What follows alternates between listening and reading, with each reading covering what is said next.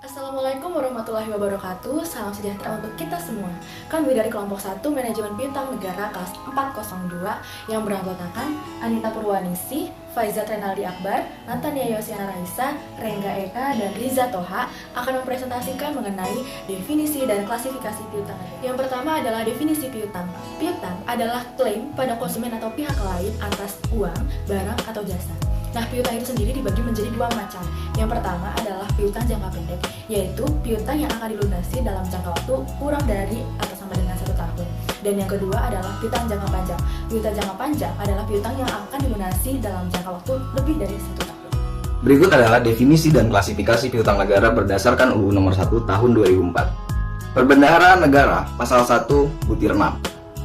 Yang dimaksud dengan piutang negara adalah jumlah uang yang wajib dibayar kepada pemerintah pusat dan atau hak pemerintah pusat yang dapat dinilai dengan uang sebagai akibat perjanjian atau akibat lainnya berdasarkan peraturan perundang-undangan dan akibat lainnya yang sah. Kemudian yang dimaksud dengan piutang daerah adalah jumlah uang yang wajib dibayar kepada pemerintah daerah dan atau hak pemerintah daerah yang dapat dinilai dengan uang sebagai akibat perjanjian atau akibat lainnya berdasarkan peraturan perundang-undangan dan akibat lainnya yang sah.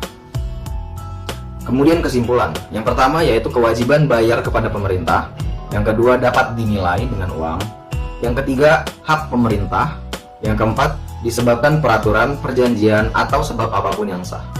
Klasifikasi piutang negara sesuai peristiwa yang mendasarinya menurut Badan Teknis SMP nomor 16. Yang pertama adalah piutang pajak pemerintah pusat yang meliputi piutang pajak dalam negeri dan piutang pajak perdagangan internasional.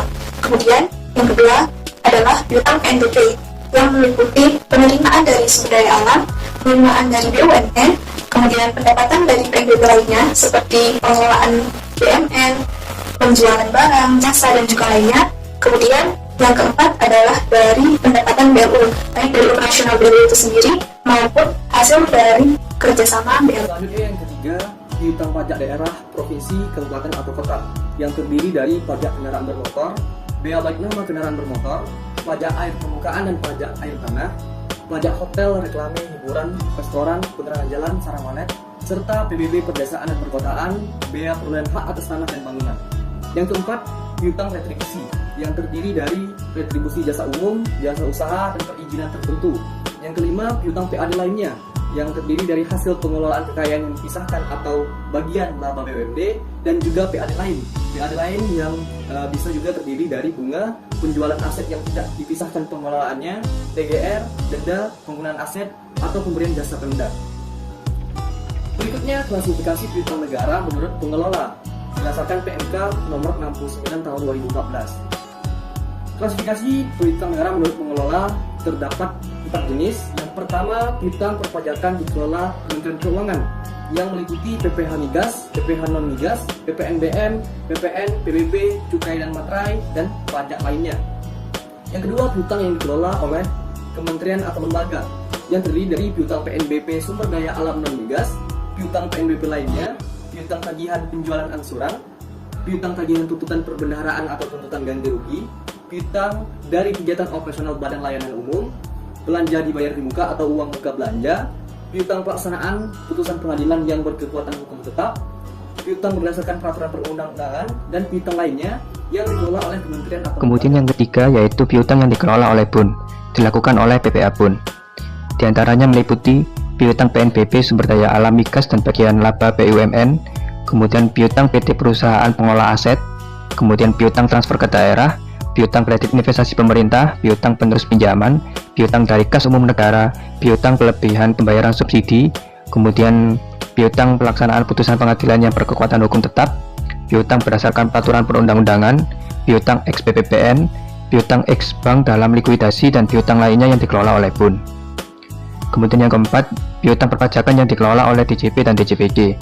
Yang pertama yaitu piutang yang ditangani oleh DJP, meliputi piutang pajak PPh non migas, Pasal 21, 22, 23, 25 orang pribadi, 25 badan, 26, dan Pasal 4 ayat 2. Kemudian piutang pajak PPN dan PPNBM, piutang pajak PBB dan PPHTB yang meliputi perkebunan, kehutanan, pertambangan maupun sektor lainnya. Kemudian piutang pajak tidak langsung lainnya atau PTLL, dan yang terakhir piutang bunga penagihan PPh, PPN maupun PPNBM. Kemudian piutang yang ditangani oleh DJPJ, yaitu yang meliputi piutang pajak perdagangan internasional, PPh 22 impor, PPN impor, PPNBM impor, bea masuk, bunga penagihan PPN, denda administrasi pabean lainnya, pajak atau pungutan ekspor, dan denda administrasi bea keluar maupun bunga bea keluar.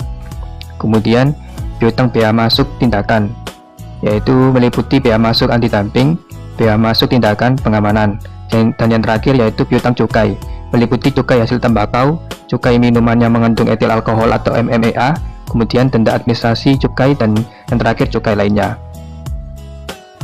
Kemudian kita masuk ke klasifikasi piutang negara bukan pajak. Menurut LKPP tahun 2019, piutang negara bukan pajak merupakan piutang yang berasal dari PNBP yang belum dilunasi sampai dengan akhir periode laporan keuangan. Dibagi menjadi dua piutang, yaitu piutang jangka pendek dan piutang jangka panjang. Piutang jangka pendek ini meliputi piutang PNBP pada KL, piutang PNBP pada PUN, dan kemudian piutang lainnya yang dimana meliputi bagian lancar tagihan penjualan angsuran KL, bagian lancar tagihan TP atau TGR KL, bagian lancar piutang pemberian pinjaman, kemudian bagian lancar piutang jangka panjang lainnya KL, kemudian piutang kegiatan PLU KL, kemudian piutang perhitungan pihak ketiga atau PFK, dan yang terakhir piutang lancar kredit pemerintah dan piutang jangka pendek lainnya. Kemudian piutang jangka panjang itu meliputi piutang tagihan penjualan angsuran KL, piutang tagihan TP atau TGR KL, kemudian piutang pemberian pinjaman, dan yang terakhir piutang jangka panjang lainnya KL. Sekian dari kelompok kami, mohon maaf bila ada salah kata. Terima kasih. Wassalamualaikum warahmatullahi wabarakatuh.